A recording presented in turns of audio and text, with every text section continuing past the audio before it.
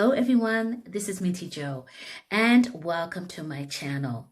Now we are going to be talking about the story of the Lady of Abel. Now this is a part of the Revealing Your Crown series. I call this section A Moment with the King, and I go into a story that goes along with what we've been studying, and we have been studying about the crown of sapience, which means wisdom. So we're going to get right into it. King David was under attack. He was being attacked by a man by the name of Sheba of Bichri. This man had turned against him. Not only had he turned against him, but he was trying to get others to do the same thing. He even declared, "This dynasty of David we have no interest in. He is a son of Jesse.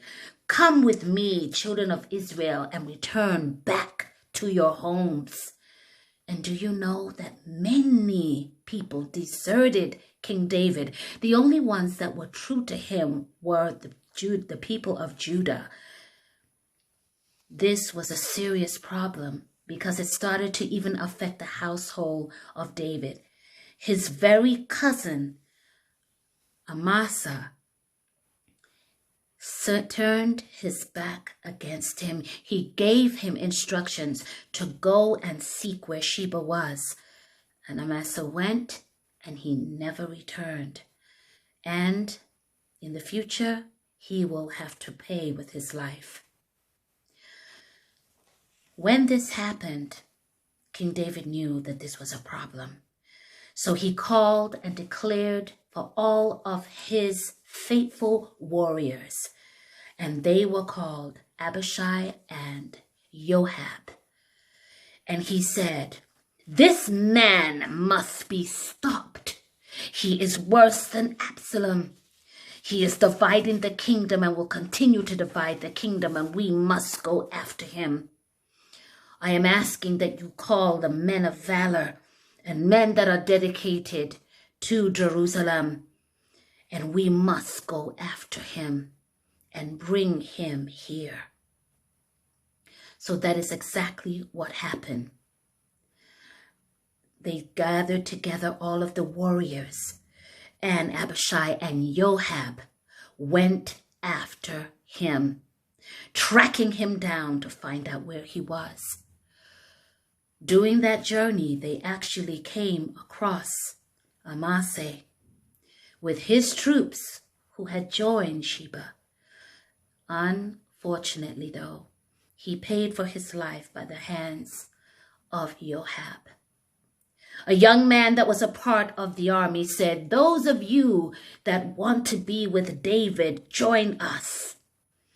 And so the troops of Amasa went ahead and followed Joab. And they followed him and they seeked him. In the meanwhile, Sheba traveled through the different tribes of Israel, causing havoc, trying to convince people that he was the better king, and trying to say all manners of evil against King David. And he went to a place by the name of Abel Beth Mayak, and we're going to call it Abel. And there he knew that he was going to be doing battle with Joab. Military plans there. And of course, during this battle, there were many innocent people that were affected and that were killed because of what happened with this man. Well, one day there was a woman, and I am going to call her the Lady of Abel because the scriptures do not tell her name. They do not say her name. And she saw Joab. She was a little afraid, but she had to say something because this was her town that was turned into a battlefield.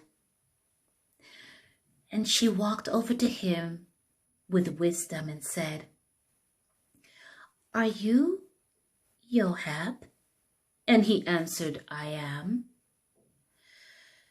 And she said, may I speak to you? May your servant speak to you?